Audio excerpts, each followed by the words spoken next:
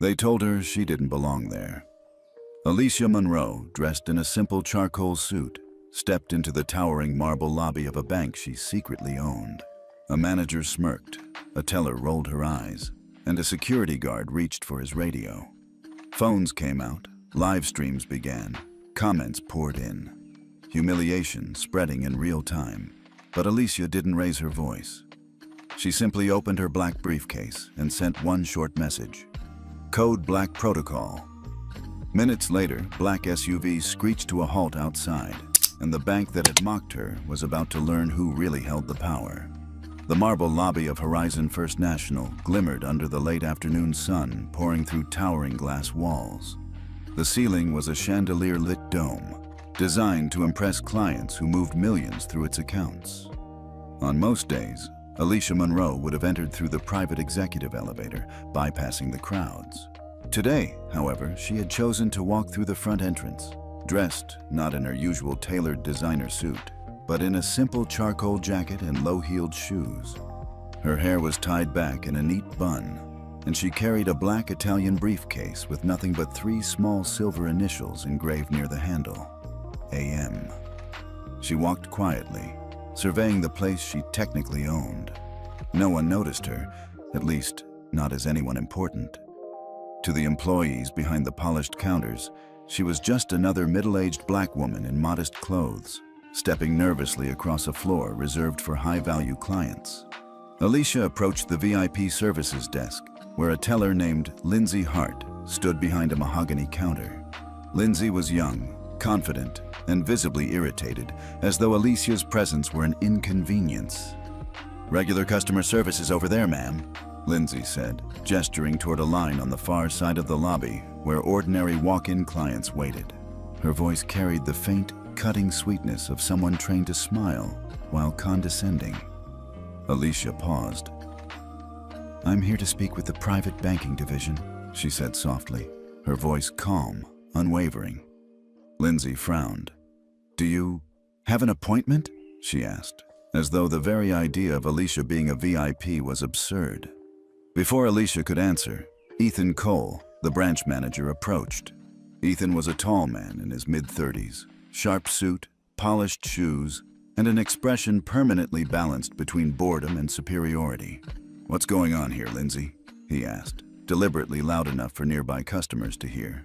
"She's asking for private banking," Lindsay replied, lowering her voice, but not enough to hide her disbelief. Ethan gave Alicia a slow up-and-down look, his lips curling into a smirk. "Ma'am, these services are for our premier clients. You're aware of that, right?"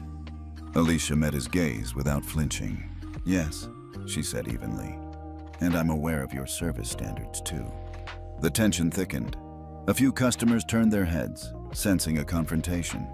One of them, an elderly woman with silver hair and a pearl-handled cane, rose from a nearby seat. Eleanor Price, a longtime client known for her bluntness, stepped forward. "Young man," she said to Ethan, her voice trembling but firm, "you might want to check who you're talking to before embarrassing yourself." Ethan gave her a dismissive glance and waved his hand. "This is an internal matter, ma'am. Please have a seat. We have protocols to follow." "Protocols?" Eleanor scoffed. "Or prejudice?" A few people gasped. Ethan's face tightened, but he ignored her, focusing back on Alicia. "Do you have proof of assets? Employment verification? Maybe even a letter explaining why you're requesting premium services?" His tone was deliberate, almost theatrical. Alicia set her briefcase on the counter.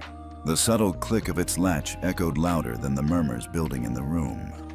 "Would you like to clarify why you're asking me and not the gentleman you just served 5 minutes ago?" she asked, nodding toward a white client leaving the counter with a satisfied grin. Ethan's smirk deepened.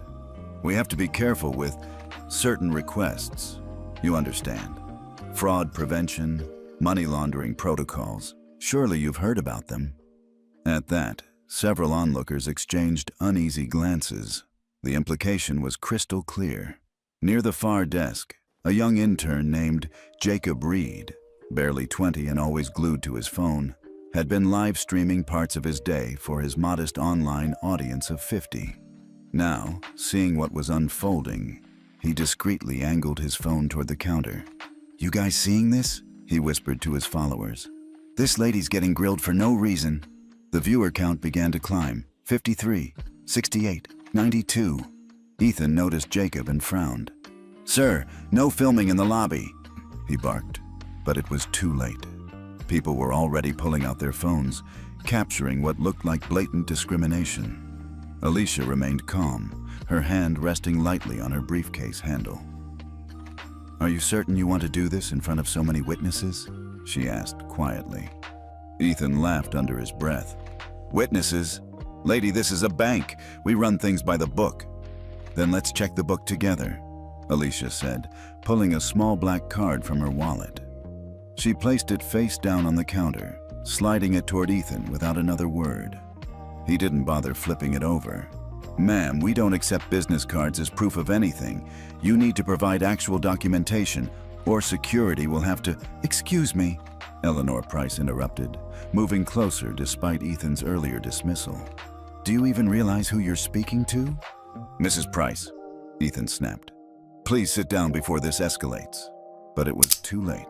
Jacob's live stream had surged past 200 viewers. Comments flashed. "She looks important." "This manager is wild. He's digging his own grave." "Check the initials on her briefcase, AM." "Who is she?" Lindsay Hart, who had been quiet until now, leaned slightly forward, her eyes catching the small engraved silver initials on Alicia's briefcase. She blinked. Something about it felt familiar, but she couldn't place it. Ethan motioned to the security guard near the entrance. "We're done here. Please escort this woman outside if she doesn't provide the requested paperwork in the next 2 minutes." The guard hesitated.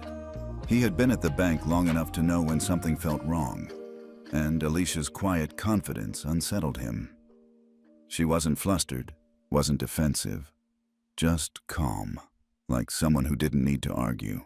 Alicia's phone buzzed softly. One message flashed across her screen. "Code Black protocol ready on your signal." She smiled faintly and typed a single word. "Initiate." Outside, the sound of multiple car engines roared to life. Inside, Jacob's live stream viewer count jumped past 400, chat exploding with curiosity. "What's happening? Did she just trigger something? Who is she?" Ethan, oblivious to the rising online storm, crossed his arms smugly. "Ma'am, you have 1 minute left." Alicia looked up, meeting his eyes calmly.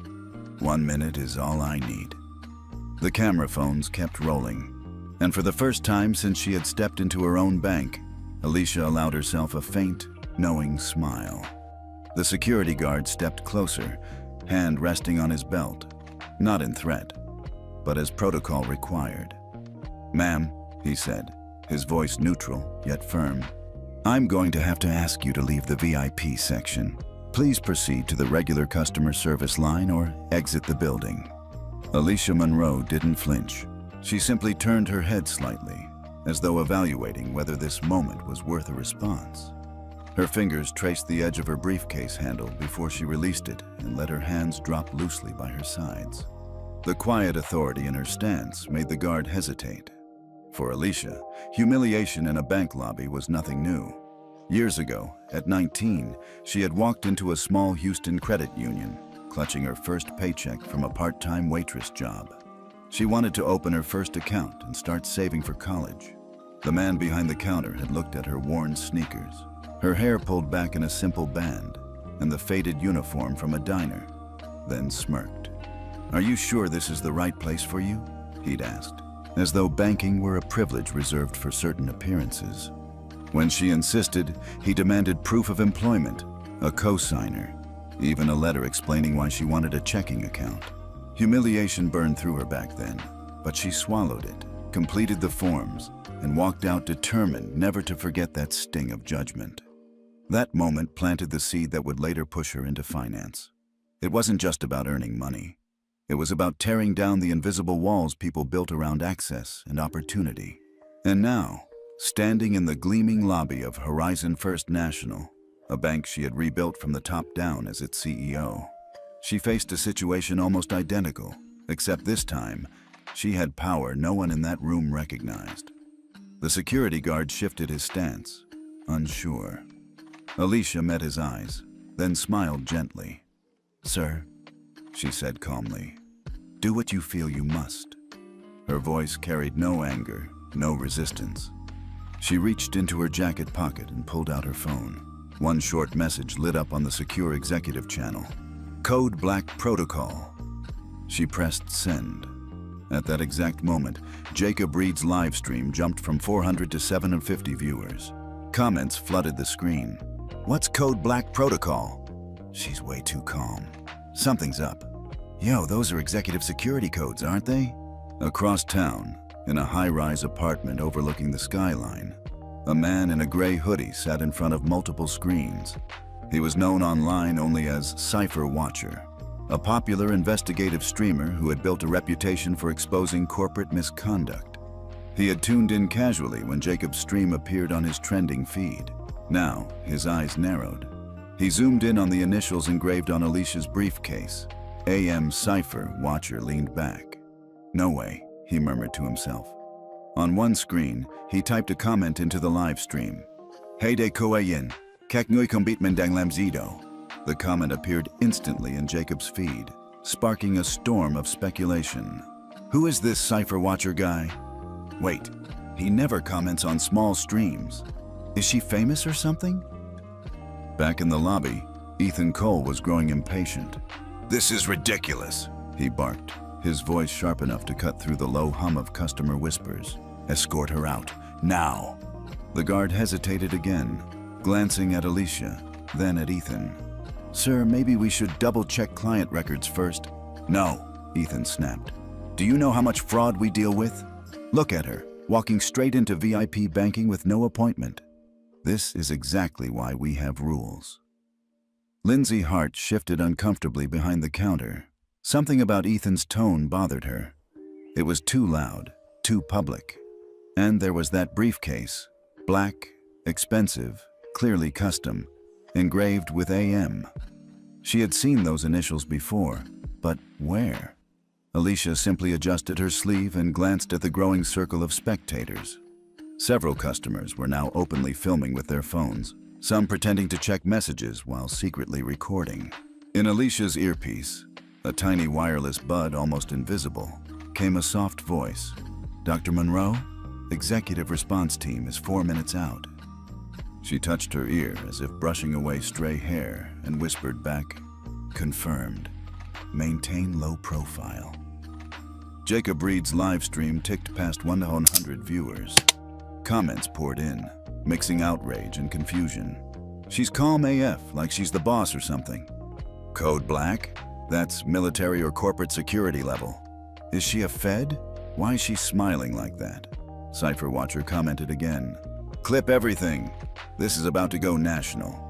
The security guard, caught in the middle of conflicting orders, looked back at Ethan. "Sir, maybe—" "Do it," Ethan interrupted. "Rules are rules." He stepped closer to Alicia. "Ma'am, this is your last warning." Alicia tilted her head slightly, almost pitying him. "You really believe you're doing the right thing, don't you?" she asked softly. Ethan sneered. "I know I am. People like you." He stopped himself, but the implication hung heavy in the air. Phones recorded every second. Jacob's viewer count surged past 2,000. The live chat went wild. "Did he just say, people like you?" "Oh, he's done." Alicia's phone buzzed again. "ETA 3 minutes." She calmly placed it face down on the counter and clasped her hands together, an expression of quiet patience on her face. To anyone watching, she looked more like someone waiting for a meeting to start than someone on the verge of being thrown out of her own bank. Then, one unexpected sound shifted the energy of the room. A single voice from behind the crowd. "Wait a minute. Isn't that—" The voice trailed off as the speaker was pulled back by the curiosity of others craning their necks. The mystery deepened, curiosity peaked, and on Jacob's screen, one comment soared to the top with hundreds of likes in seconds. "Hai de koayin. Kek ngui kombit mendang lamzido."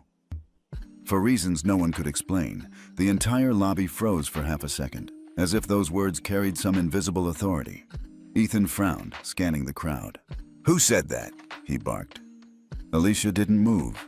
She simply allowed the faintest trace of a smile to touch her lips. Outside, the low growl of approaching engines reverberated against the glass walls. Inside, eyes darted between Alicia, the security guard, and Ethan. And somewhere across town, Cypher Watcher leaned back in his chair, muttering to himself, "This is going to be bigger than anyone expects." 5 minutes! Ethan Cole's voice cut through the polished marble lobby like a knife scraping glass. "You have 5 minutes to present documentation proving you belong here, or you'll be escorted out by security. That's policy." His tone was sharp, intentionally loud enough for everyone to hear. It wasn't about protocol anymore. It was about humiliation. Ethan stood tall, shoulders squared, with one hand resting arrogantly on the counter. Lindsay Hart froze behind him, lips pressed together, unsure if she should intervene or stay silent. Jacob Reed's phone, still running the live stream, captured everything in high definition. Viewer count jumped past 3,200, the comment section exploding. "She's probably in the wrong place, LOL. Why does she look so calm? This is racial profiling on camera. Wow. Manager's a jerk. Keep filming." The chat divided sharply into two camps. One group claimed Ethan was just doing his job. The other saw blatant discrimination unfolding in real time. The more Ethan shouted, the more polarized the audience became. 4 minutes, Ethan barked, glancing at his watch with theatrical precision. "This isn't complicated, ma'am. Either show us your eligibility or step aside for real clients who need actual service." Alicia Monroe didn't move. She stood with hands clasped loosely in front of her, head slightly tilted, her expression calm and unreadable. That serenity only infuriated Ethan further. 3 minutes, he shouted again, ignoring the whispers and camera phones raised all around him. At the far end of the lobby, Marcus Dean, the head of security, stepped forward. Marcus had worked for the bank for almost 20 years. He'd seen everything from attempted robberies to high-profile client meltdowns, but something about this situation made his gut tighten. He approached quietly, scanning Alicia for anything out of place, and then his eyes caught something. Hanging just slightly out of her wallet, tucked neatly in an inner flap of her briefcase, was a black card with a distinctive metallic stripe. Marcus squinted. He knew that design well.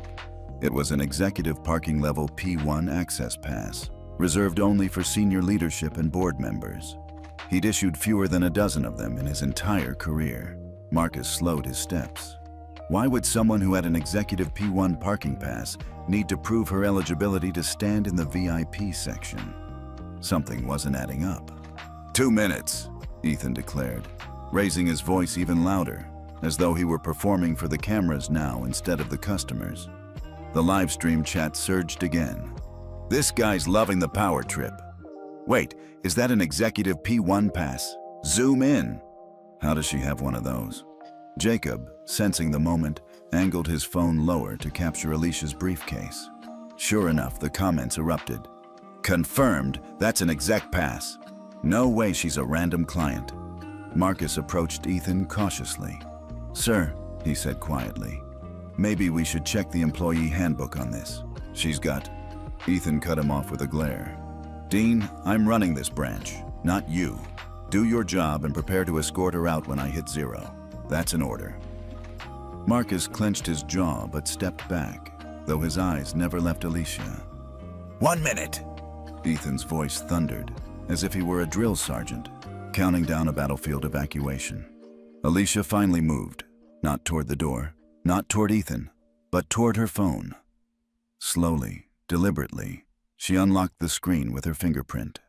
For a brief second, the phone's lock screen became visible to anyone paying attention. On it glowed the executive board seal of Horizon First National Bank, crisp and unmistakable. Jacob's live stream caught it perfectly. The chat went into chaos. "Wait, she's executive board? Holy, this is bigger than I thought." This manager is dead in his career. Ethan didn't notice. He was too focused on his countdown. 30 seconds. But Marcus noticed. His eyes widened slightly. His earlier suspicion now solidified into certainty. Someone with that lock screen wasn't just an average client. They were high level. He hesitated, glancing back at the security team behind him. Should he intervene? Should he tell Ethan to stop? Meanwhile, Lindsay Hart finally spoke up, her voice shaking. Ethan, maybe we should... Quiet, Lindsay, Ethan snapped. We have rules, and I don't care how calm she looks. I'm not bending them for anyone who thinks they can waltz in here without an appointment. Alicia glanced up from her phone, her eyes locking onto Ethan's. Her voice was soft but cutting. Are you sure this is the choice you want to make? In front of all these cameras? That question made the crowd murmur louder. Jacob's viewer count skyrocketed past 5,000. People were now tagging major news outlets. One comment pinned itself to the top. If this woman is who I think she is, this is about to blow up. Ethan smirked, mistaking Alicia's question for hesitation. 10 seconds. Last chance, lady. Marcus stepped closer, lowering his voice to Alicia's level. Ma'am, he said carefully, do you work here? Alicia's lips curved in the faintest of smiles. She didn't answer Marcus directly. Instead, she raised her phone slightly, as if checking messages, ensuring the executive board logo was visible again. Jacob's camera caught it perfectly, sending the live stream into another frenzy. Confirmed! She's corporate. OMG! This guy's firing himself live. Who else is screen recording? Ethan's final words echoed through the lobby. 5, 4, 3, 2, 1. But Alicia didn't move. She didn't flinch, didn't argue, didn't plead. She simply stood there, phone in hand, her thumb hovering over the screen. Outside, the faint sound of engines approaching grew louder, but inside, the silence was deafening.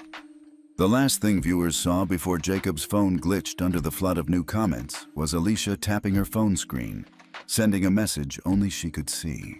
The words burned bright for a fraction of a second. Code Black protocol in effect. Lindsay Hart had worked at Horizon First National Bank for barely 2 years, but she had already learned the unspoken rule. Do not question Ethan Cole, ever. He ran the branch like a miniature kingdom, and he treated any customer who didn't look like old money as a potential problem. Normally, Lindsay kept her head down and followed orders. But today felt different. Wrong, in a way that gnawed at her gut.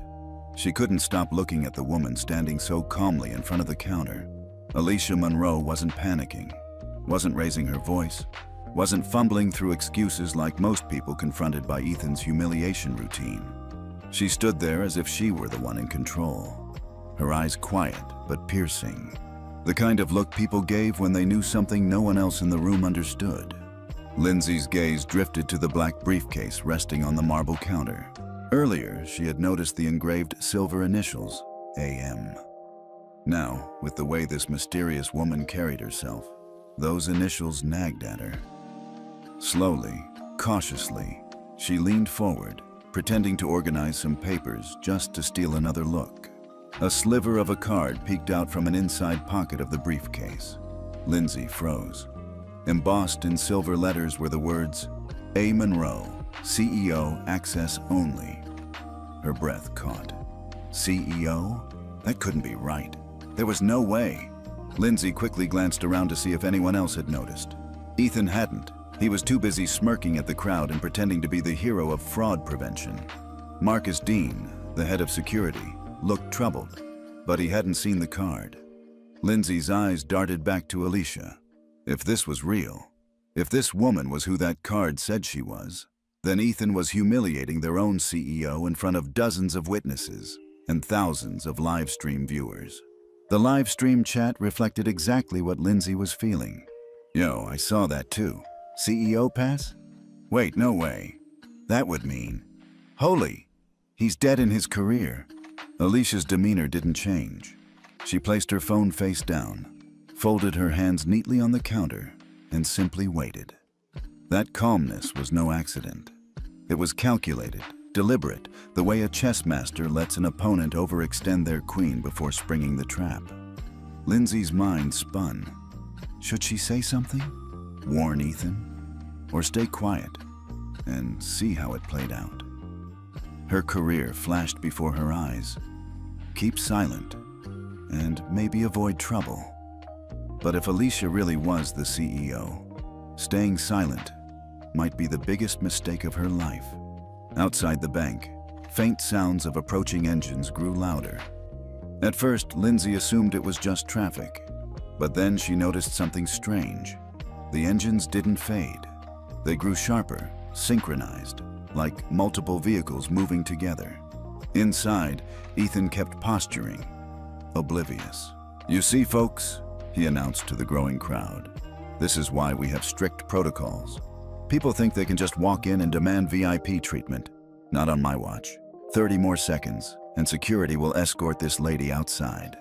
The live stream chat erupted again. "This guy's playing himself in 4K. I heard black SUVs. That's executive transport. Something big is coming. I can feel it." Lindsay's eyes went back to Alicia, who was now slightly turned toward Marcus Dean, the security chief. Marcus, still uneasy, cleared his throat.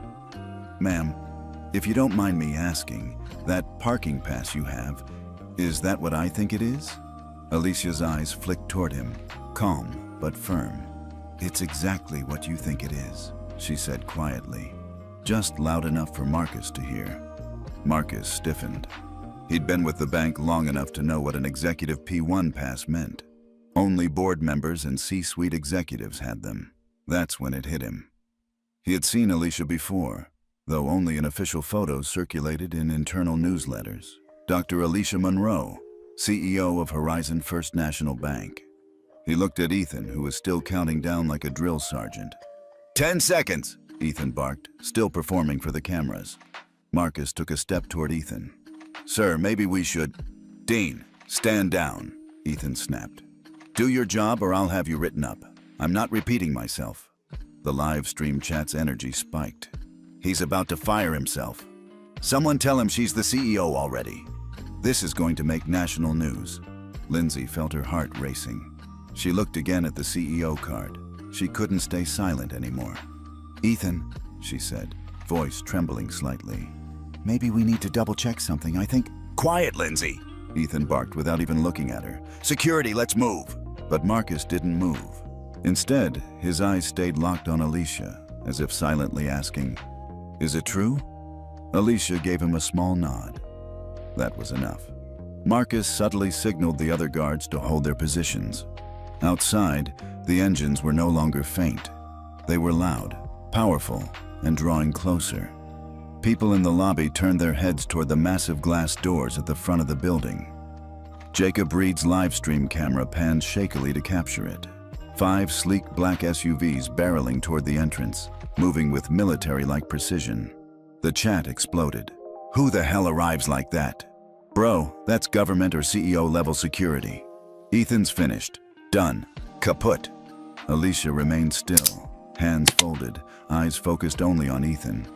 "Your time is up," she said softly. The doors of the bank swung open as the first SUV screeched to a halt.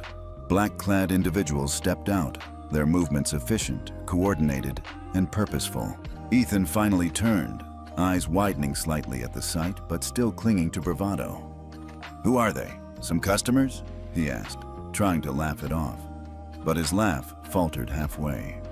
Lindsay whispered under her breath, "Oh my God, she really is the CEO." Alicia stood silently, watching as the lobby filled with a sudden, commanding presence from outside. The air shifted.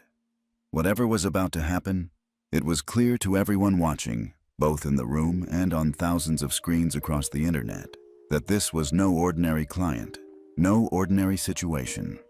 The live stream's viewer count passed 12,000. Someone typed in all caps, "Everyone screen record this, history is happening." And at that moment, with a single glance at her phone, Alicia whispered a command only she could hear. "Proceed." The black SUV's doors slammed shut behind their passengers, and the lobby went silent, waiting for what came next. The doors to Horizon First National's grand lobby swung wide, and 3 sharply dressed individuals strode in with purposeful steps. Their black suits were tailored, their briefcases identical, and each bore the bank's insignia in silver. One held a tablet already recording, another clutched a thick compliance binder, and the third wore an earpiece linked directly to headquarters. "Legal and Compliance Division," the tallest one announced, flashing a badge at the stunned receptionist. "Dr. Monroe, we're here per Code Black activation." Every head in the room turned to Alicia Monroe. Until now, she had been silent, still, almost invisible despite the swirl of tension. But at the sound of her name, murmurs rippled through the crowd. Did he say Dr. Monroe? Ethan Cole stiffened but quickly regained his voice. "Hold on," he barked, moving in front of Alicia as if to shield the others from her. "This woman isn't who you think she is. She walked in here without an appointment, demanded VIP services, and refused to show proper documents. I believe we're dealing with an impersonator trying to commit fraud." The lead attorney, Maria Jensen, raised one brow. "An impersonator?" "That's right," Ethan said confidently, though sweat had begun to form at his temples. "Look, she even has a fake access pass. Anyone can make one of those online these days." The compliance officer, James Park, exchanged a quick glance with Maria. "Sir, did you just claim Dr. Monroe's executive P1 pass is fake?" "Dr. what?" Ethan scoffed. "Listen, I don't know who you think she is, but..." Alicia finally moved. Calmly, deliberately, she reached into her briefcase and withdrew a single embossed business card. She placed it on the marble counter with 2 fingers, sliding it directly toward Ethan. He barely looked at it. "Like I said, cards don't mean... read it," Alicia interrupted, her voice soft but edged with steel.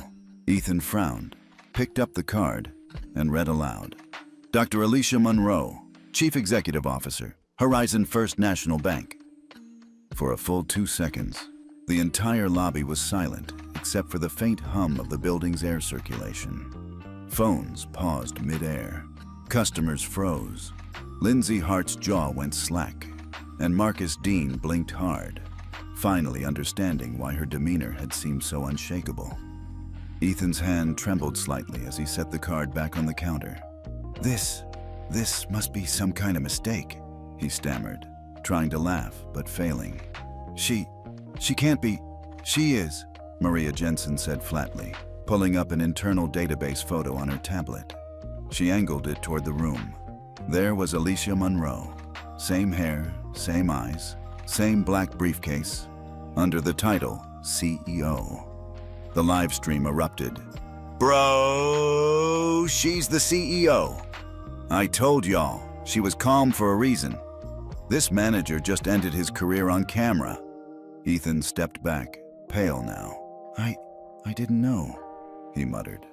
"That's clear," Alicia replied evenly. She didn't raise her voice, didn't gloat. She didn't need to. Her calmness was sharper than any anger. "You judged me without listening, humiliated me in front of customers, and attempted to remove me from my own bank." Lindsay, still reeling, whispered, "Oh my God." Maria Jensen turned to Ethan. "Mr. Cole, as of now, you are relieved of operational duties pending review by HR and executive legal. Marcus, please escort him to the compliance room." Marcus hesitated for half a second, then nodded. "Yes, ma'am." He stepped forward, but Ethan jerked away. "You're making a mistake," Ethan shouted. "This is some sort of setup. She walked in like she owned the place because she pretended she did. There's no way she's..." "She doesn't have to pretend," James Park interrupted, his tone cold. "She does own this place, at least in authority. CEO." The live stream chat surged past 25,000 viewers. "He still doesn't believe it, Lau." "This is better than Netflix. Someone clip this for court." Alicia finally picked up her card again, sliding it back into her briefcase with a soft click. She looked directly at Ethan, her expression unreadable. "In my position," she said quietly, "I'm expected to give people second chances. But you didn't offer me even one chance to speak before deciding who I was." For the first time since the confrontation began, Ethan had no words, His mouth opened, then closed again. His face flushed a deep red. Outside, the black SUVs waited silently like a wall of authority. Inside, an equally silent crowd held its collective breath. Jacob Reed, still streaming, zoomed in on Alicia's badge now clipped to her lapel. CEO, Horizon First National Bank. The comments came in faster than he could read. Confirmed, she's legit. He's trending on Twitter right now. Ethan Cole. Wait, what? Someone said Ethan has a lawsuit history? That last comment flew by so fast, Jacob nearly missed it. He scrolled back, heart pounding. Another user had dropped a link to a local news article from 3 years ago. Branch manager Ethan Cole sued for discrimination. Case settled out of court. Wait, what is this? Jacob whispered to his phone. His audience answered for him. Yep, that's him. He's got a history of racial bias complaints. No wonder he jumped to conclusions. They covered it up, bro. Settlement sealed. Within seconds, screenshots of the article flooded the chat. Ethan's face wasn't just trending for humiliating his CEO. It was now linked to a buried scandal long forgotten by the public. In the center of it all, Alicia stood still, letting the silence stretch. She didn't gloat. She didn't even look at Ethan again. Instead, she turned to Marcus Dean and said, "Please prepare a conference room. We'll handle the rest formally." Marcus nodded firmly. "Yes, Dr. Monroe." As Ethan was quietly escorted out, the weight of the moment settled over the lobby. The once divided live stream audience was now united, at least in their judgment of Ethan Cole. The screen on Jacob's phone froze for a second as notifications poured in. Retweets, tags, shares. The incident was no longer just a live stream curiosity. It was about to go national. And as Alicia walked toward the elevators, the chat pinned one final chilling comment from a viewer nobody recognized. "This isn't Ethan Cole's first time. Watch what comes next." The conference room on the 48th floor of Horizon First National's headquarters was unlike any other space in the building. Floor-to-ceiling windows revealed the Houston skyline glittering under the late afternoon sun. A long mahogany table stretched the length of the room, with 12 leather chairs occupied by the bank's most powerful figures, the board of directors. The room buzzed with tension. The live stream footage from the lobby incident had already gone viral, and news outlets were picking it up faster than PR could react. The once private humiliation of a CEO had become a national spectacle. At the head of the table sat David Sterling, chairman of the board.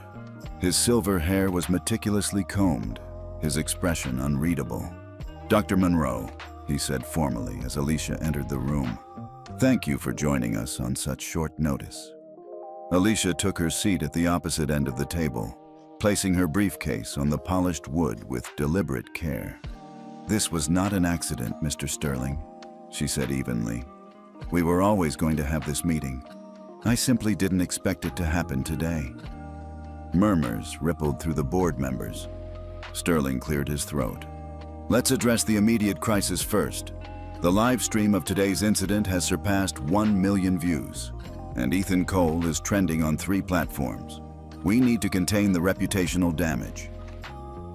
Before Alicia could respond, another voice cut in, sharp, confident.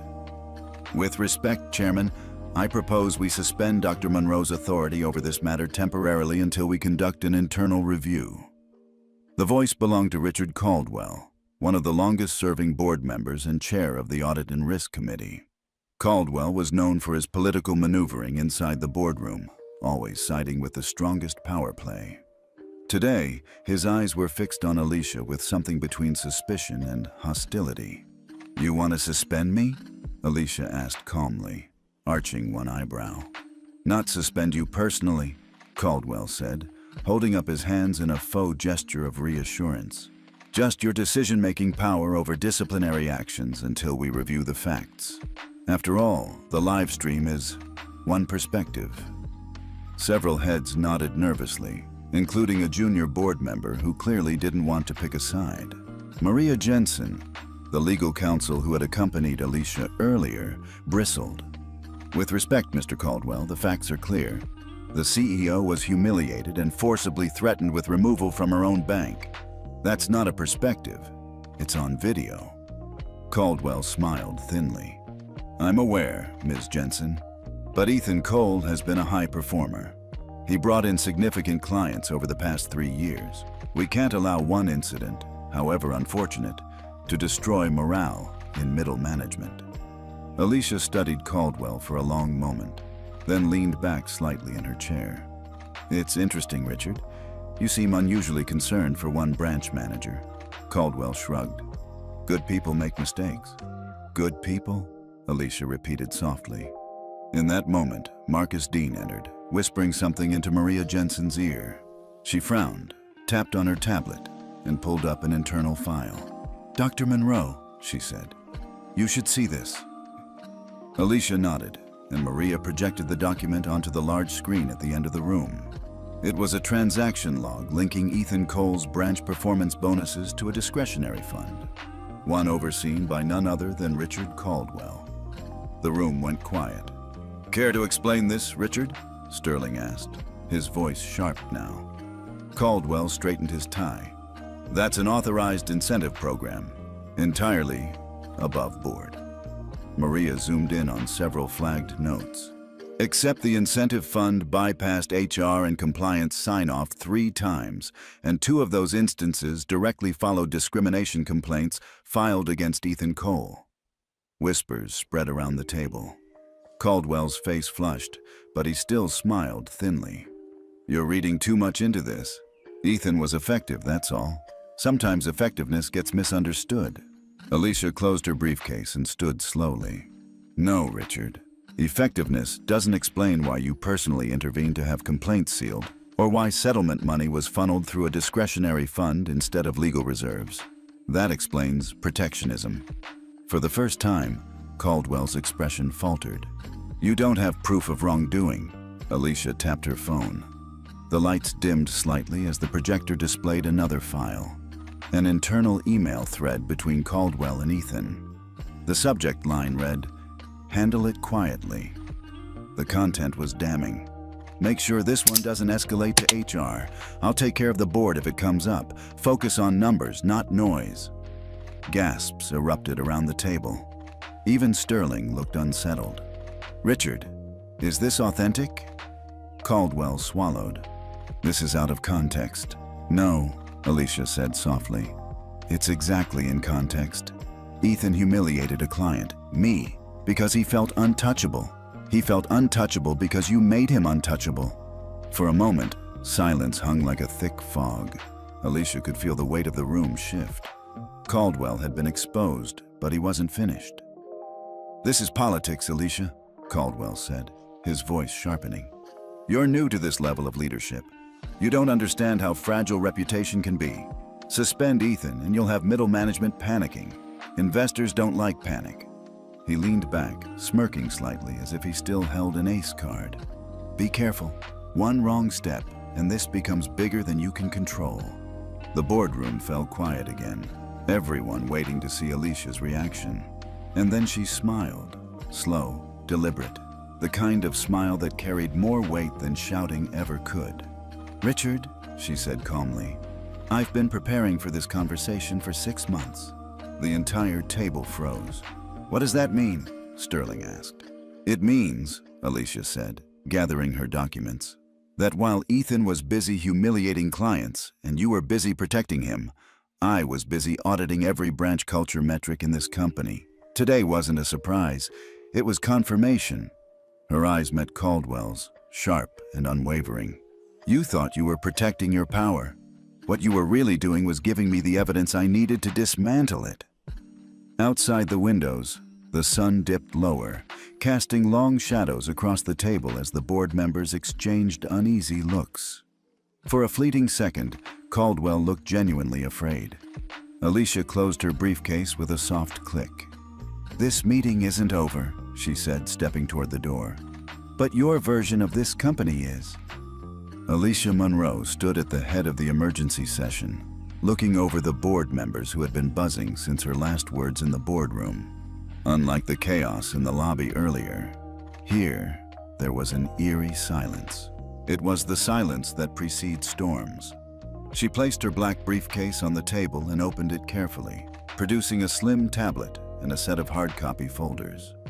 6 months ago, she began, her voice calm yet filled with restrained steel, I approved an internal project to monitor discriminatory practices across every branch of Horizon First National. We didn't publicize it.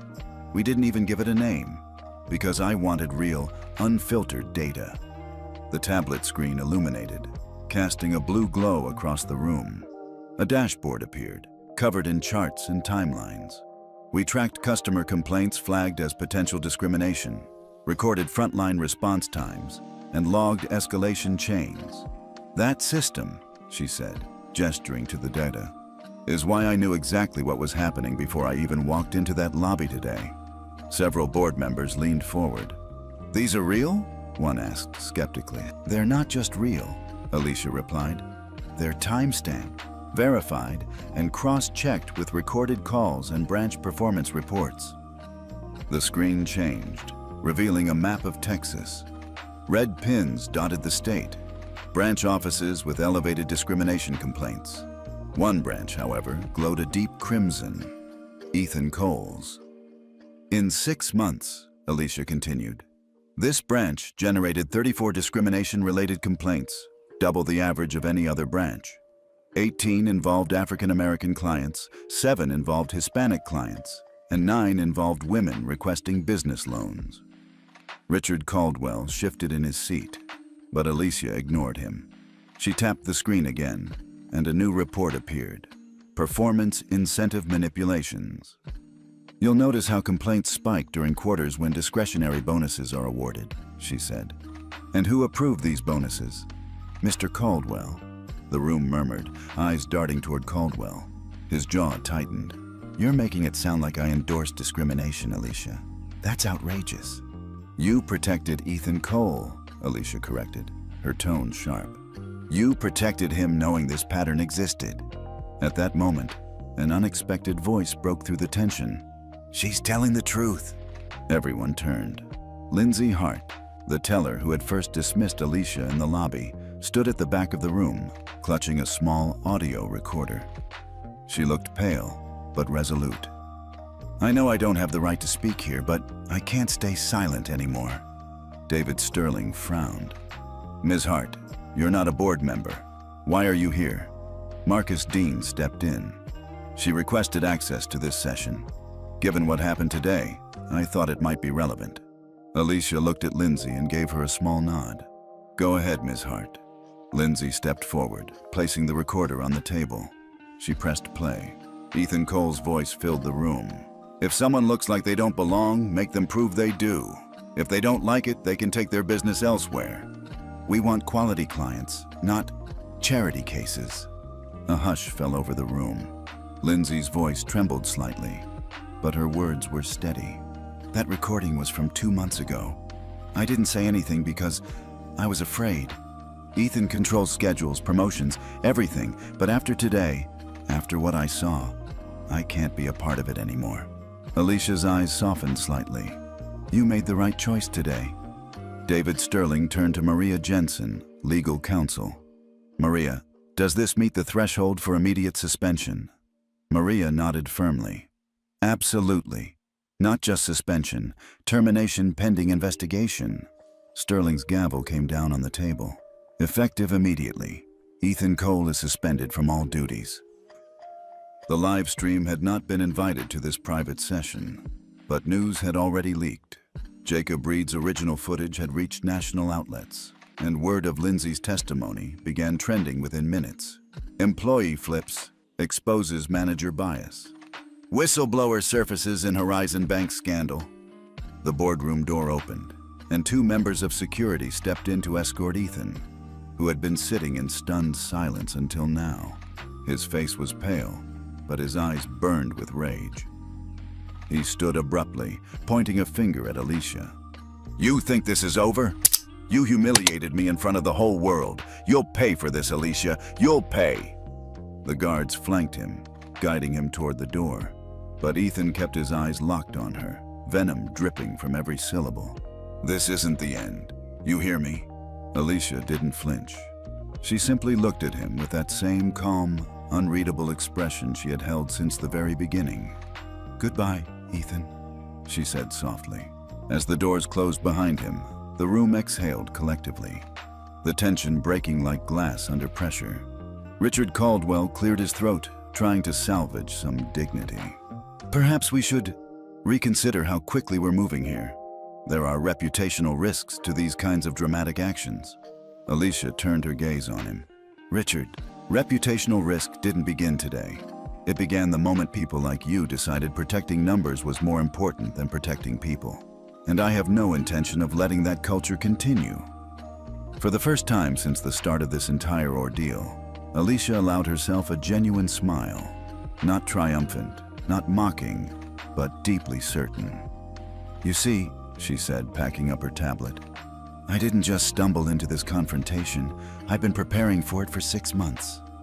The board sat in silence as Alicia walked toward the window, staring out at the skyline. Her reflection glimmered faintly in the glass, a CEO who had just shifted the entire power structure of her company. But outside, in an empty corridor, Ethan Cole's angry voice echoed faintly as he was escorted to a waiting elevator. "She will pay for this. Mark my words, she will pay." The next morning, Horizon First National's headquarters felt like a fortress under siege. Not from protesters or regulators, but from media vans and satellite trucks parked along the entire street. Cameras flashed as journalists crowded near the building's steps, shouting questions to anyone wearing a badge or carrying a briefcase. On social media, the story had exploded overnight. Jacob Reed's original live stream had surpassed 8 million views in 12 hours, and a hashtag born from a single comment, #BankingBias, rocketed to the #1 trending topic nationwide.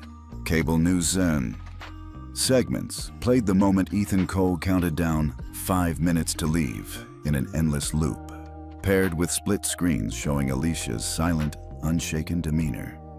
Opinion hosts debated whether the incident revealed systemic discrimination in finance or was an isolated power trip by one manager.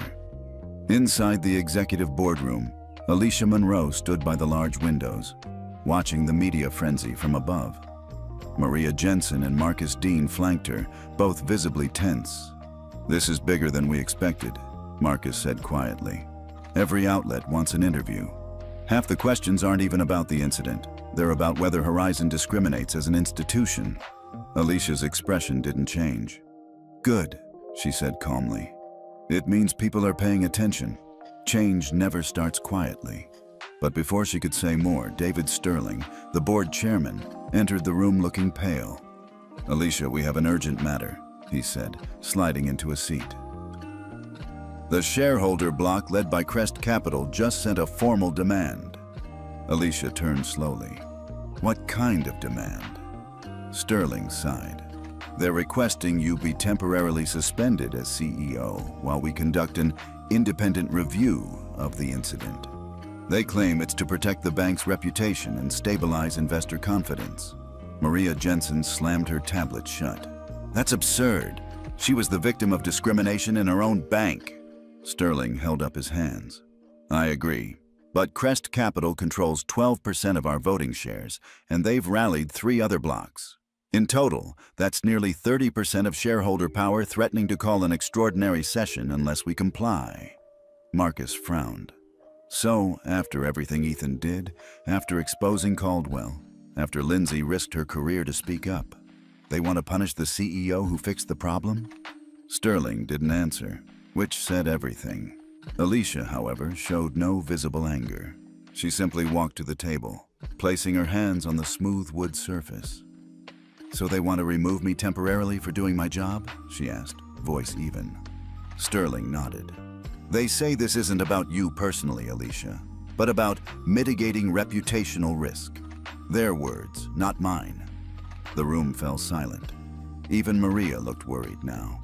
"If this goes through, Alicia," she said, "you could lose authority over your own reform plan. They'll stall everything and bury today's progress under bureaucracy." For the first time, Alicia smiled. Not mockingly, not out of disbelief, but as if she had been expecting this moment.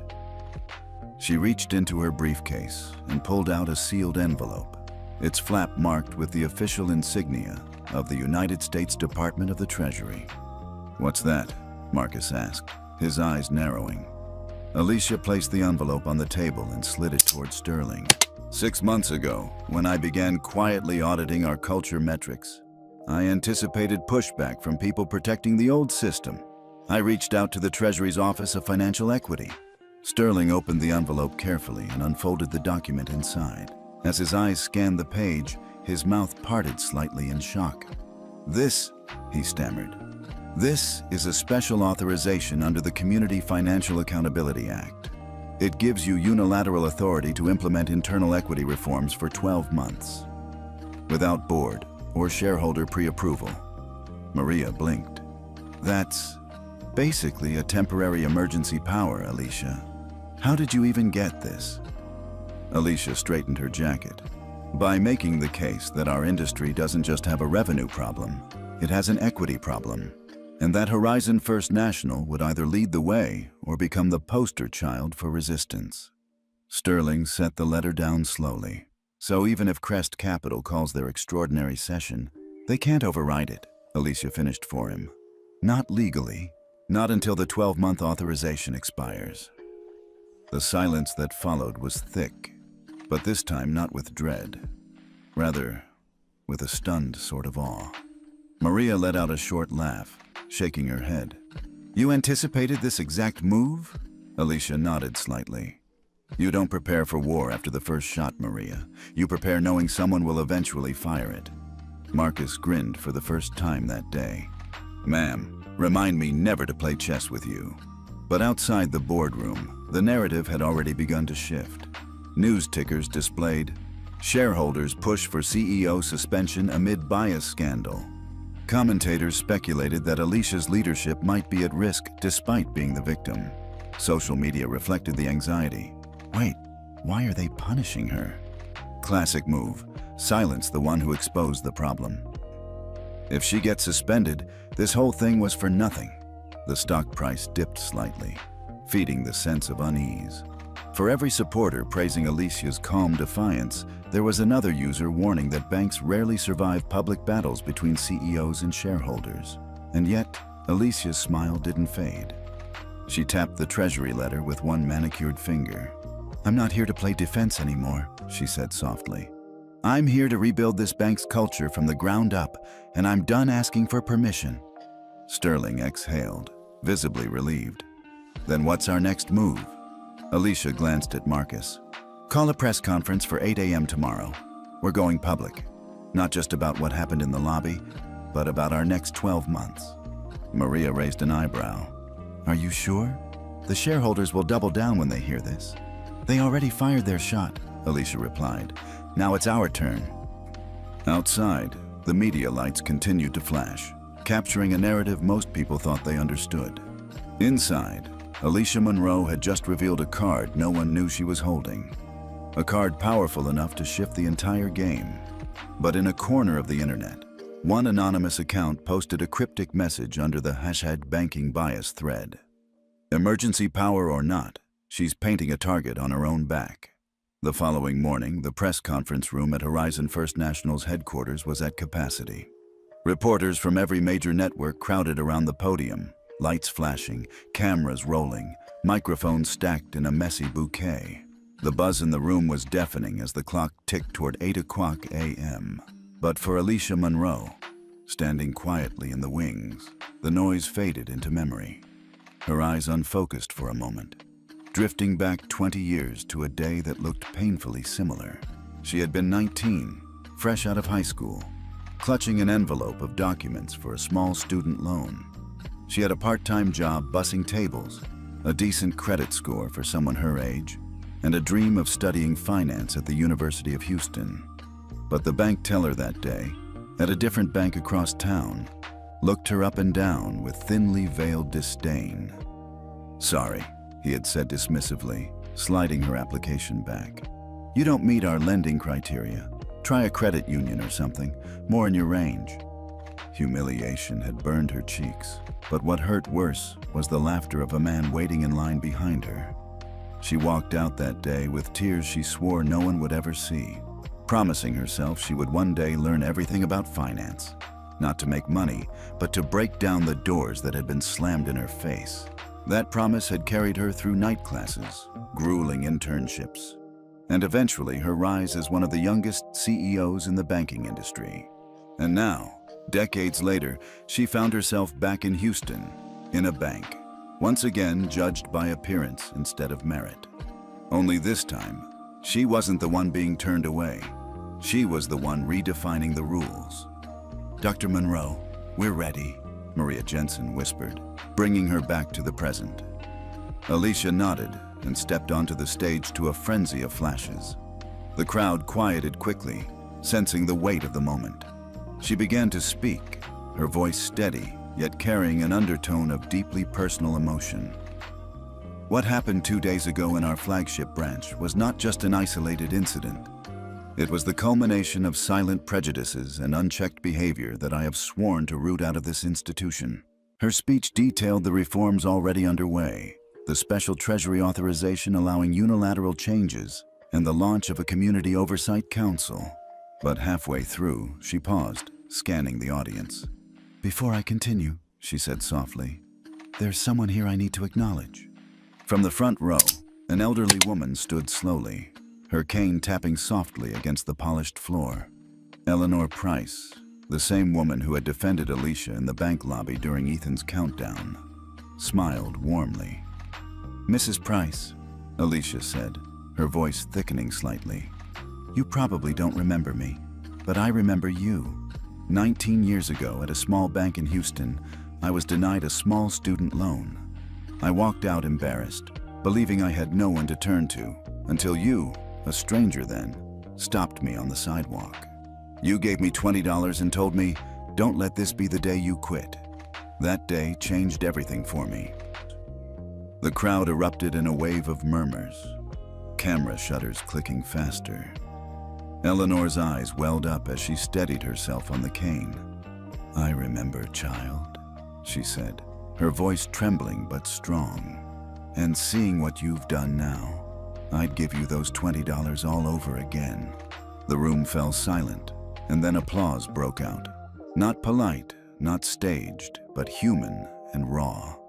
Journalists, security personnel, even board members felt the weight of the connection between past and present.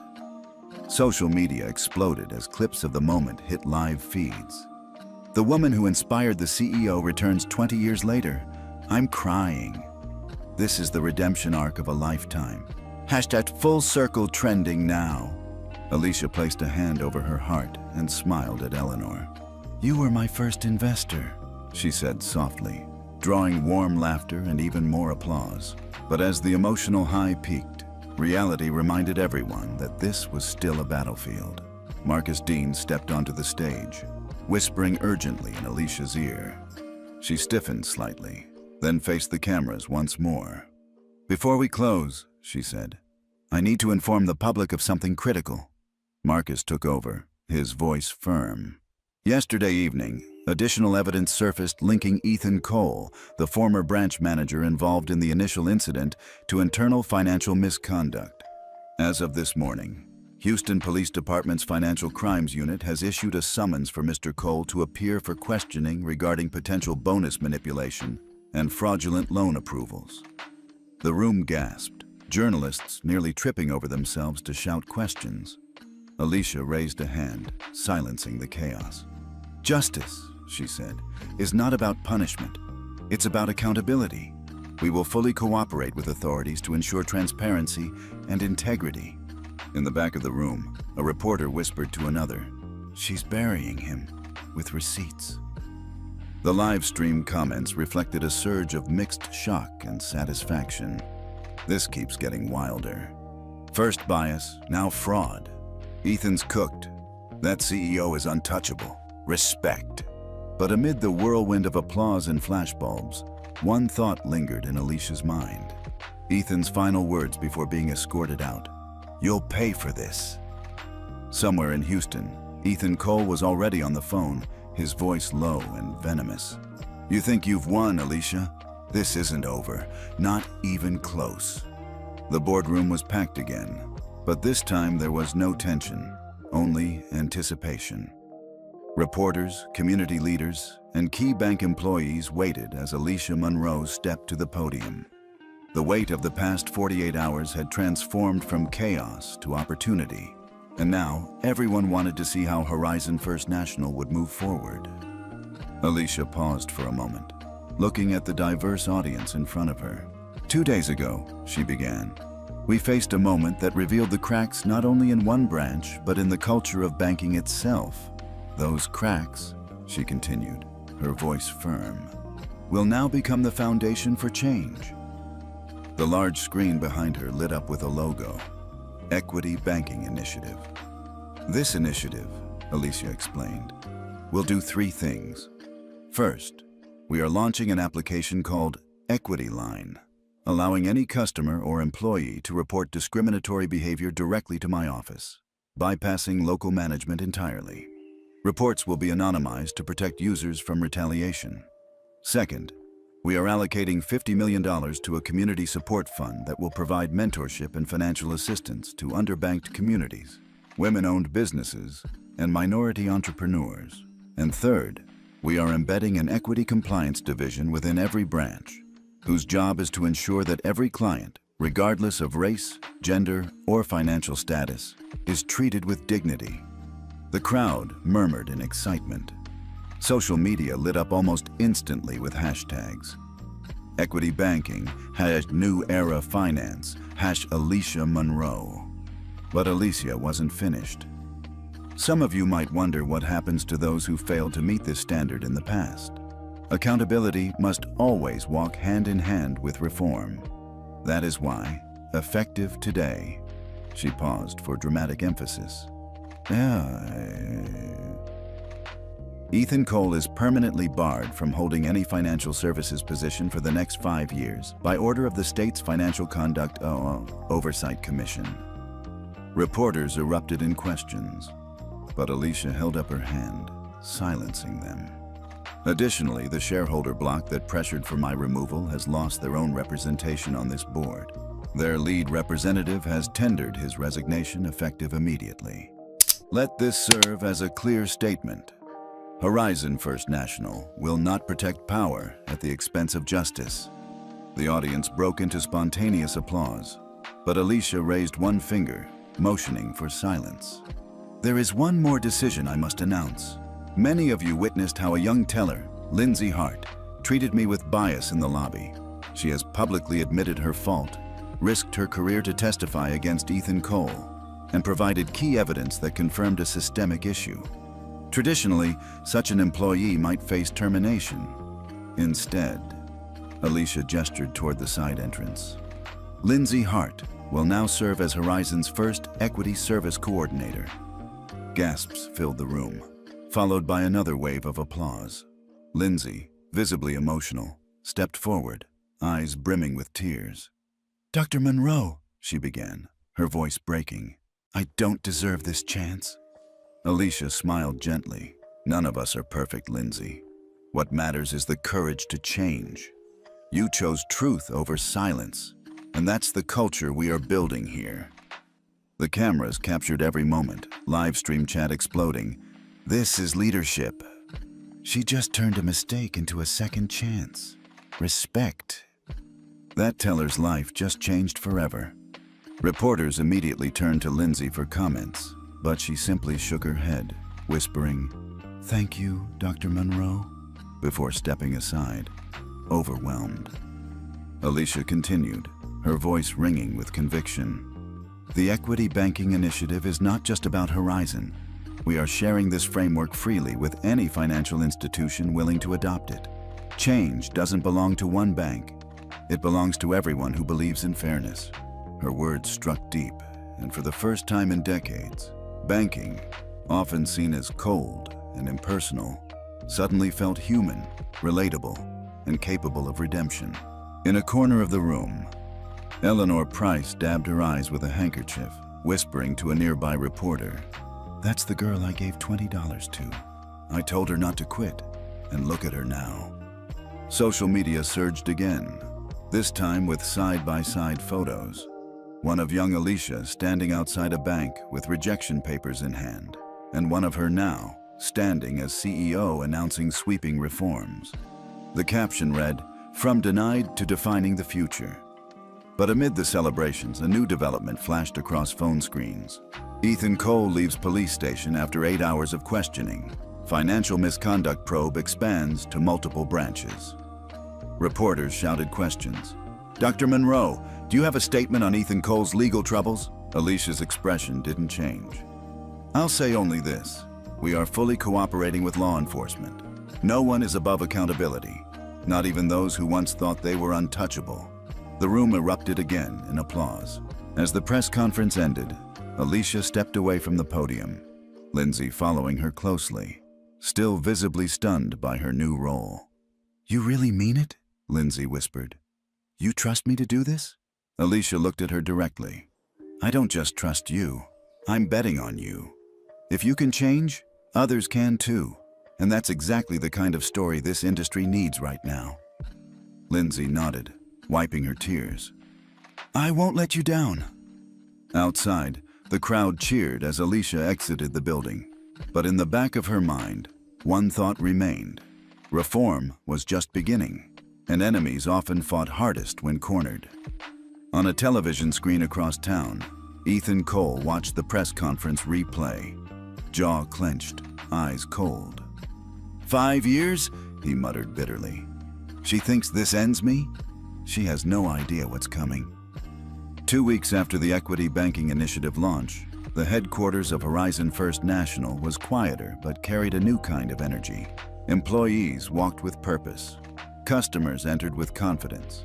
And for the first time in years, social media buzzed with praise instead of complaints. Alicia Monroe stood at the window of her 48th floor office, gazing over the Houston skyline. It had been a whirlwind. Ethan Cole banned from the financial industry for 5 years. The shareholder block's influence dismantled. And Lindsay Hart transforming from a teller marked by bias into the bank's first equity service coordinator. But change didn't stop at the bank's walls. "Dr. Monroe," Maria Jensen said, stepping into the office with an envelope marked Federal Financial Policy Council. "It's official. They want you in Washington next month as a senior advisor on financial equity policy." Alicia opened the letter carefully, her eyes scanning the formal invitation. It wasn't just a recognition of her leadership. It was an acknowledgement that her work had national implications. She smiled faintly. "They're ready to talk about equity at the national level. That's bigger than I expected." Maria grinned. "You've been trending for days. People are calling you the reformer CEO. Congress wants to leverage your model for banking equity nationwide." Alicia set the letter down. "This isn't about me. It's about proving fairness isn't just moral. It's profitable, sustainable, and essential for trust." Just as Maria began to respond, Marcus Dean rushed in, his face tense. "Dr. Monroe, you need to see this." He handed her a tablet showing a headline from a major financial news outlet. "Equity banking, a Trojan horse for political agendas. Anonymous source claims Horizon's initiative will destroy free markets."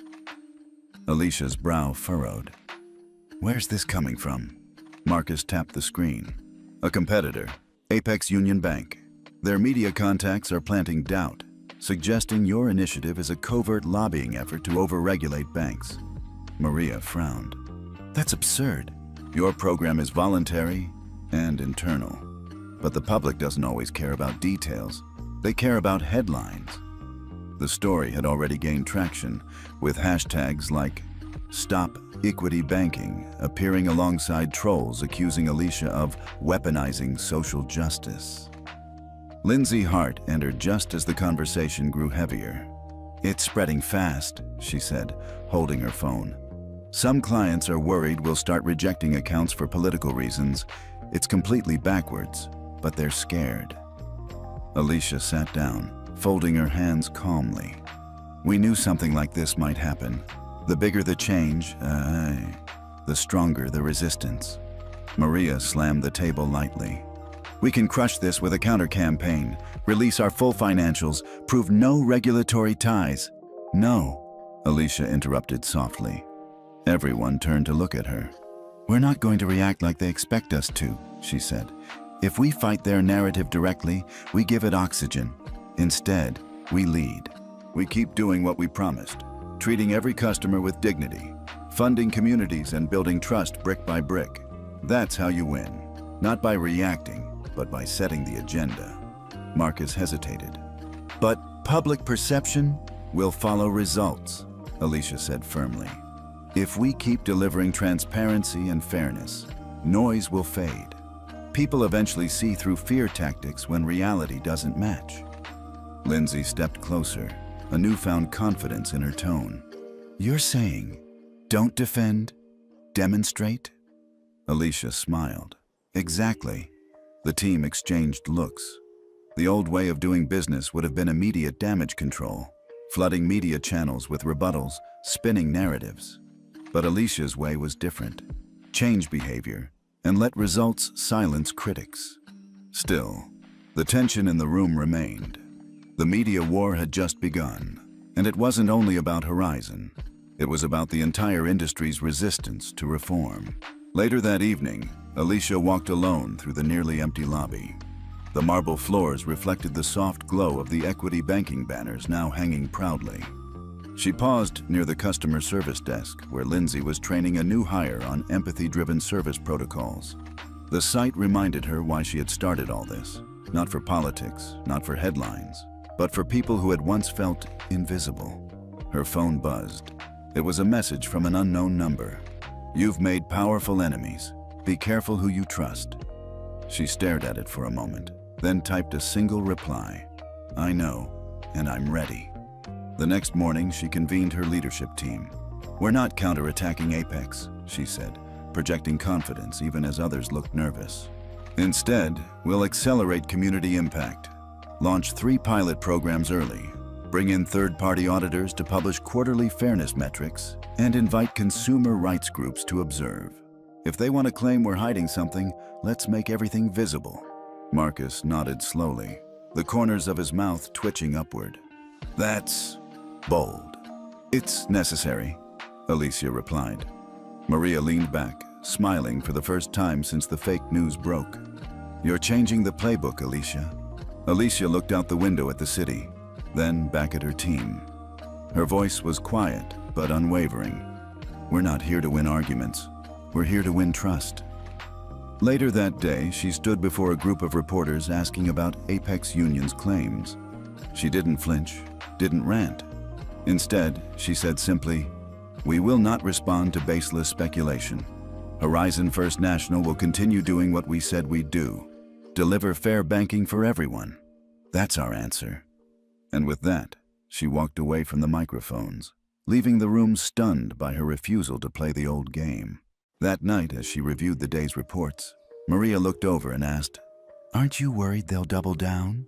Alicia smiled slightly, eyes never leaving the data. We don't need to worry. We just need to lead. The morning sunlight poured through the glass facade of Horizon First National's main lobby, bathing the marble floors in golden light. It was a new day, but one that carried the weight of everything that had come before. Pain, conflict, reform, and now redemption. Rows of chairs lined the space, filled with employees, customers, community leaders, and reporters. In the center of the lobby stood a tall velvet curtain hiding something yet to be revealed. Above it, a banner read, Every customer deserves respect. Alicia Monroe stood near the edge of the crowd, dressed simply in a navy suit. Unlike the tense, combative days of the past few weeks, today felt peaceful. Maria Jensen approached, smiling. Are you ready? Alicia nodded. More than ready. This isn't about me. It's about what we built together. At 9:00 a.m., sharp, David Sterling, chairman of the board, took the stage. When we faced our darkest moment as an organization, he said, voice carrying through the microphone, we were given a choice, hide or confront the truth. Today, We stand as proof of what happens when you choose the harder path." He gestured toward Alicia. And none of this would have been possible without Dr. Alicia Monroe, who refused to let one act of discrimination define this institution. The audience erupted in applause. Alicia stepped forward, her presence calm but powerful. "This isn't about one person," she said. "This is about a promise that no matter your background, your appearance, or the size of your bank account, you will be treated with dignity in this space. And to ensure we never forget, today we dedicate this permanent reminder." She pulled on the cord, and the velvet curtain dropped, revealing a bronze plaque engraved with elegant script. "Every customer who walks through these doors deserves respect, not because of position, wealth, or appearance, but because they are human." The lobby fell silent for a moment. Then applause thundered, echoing against the high ceilings. Phones went up, live streams went live. Hashtags began to trend. Respect for all and equity legacy. But then, something unexpected happened. From the back of the room, a man stepped forward, dressed in a modest gray suit. His face was familiar, but different, softer, humbler. It was Ethan Cole. A murmur rippled through the crowd. Some employees stiffened instinctively, memories of humiliation still raw. Security took a cautious step forward, but Alicia raised her hand gently. "It's okay," she said. Ethan stopped at the edge of the stage, holding a folded piece of paper. He looked at Alicia, then at the audience. "I know I'm the last person anyone expected to see here," he began, his voice low but steady.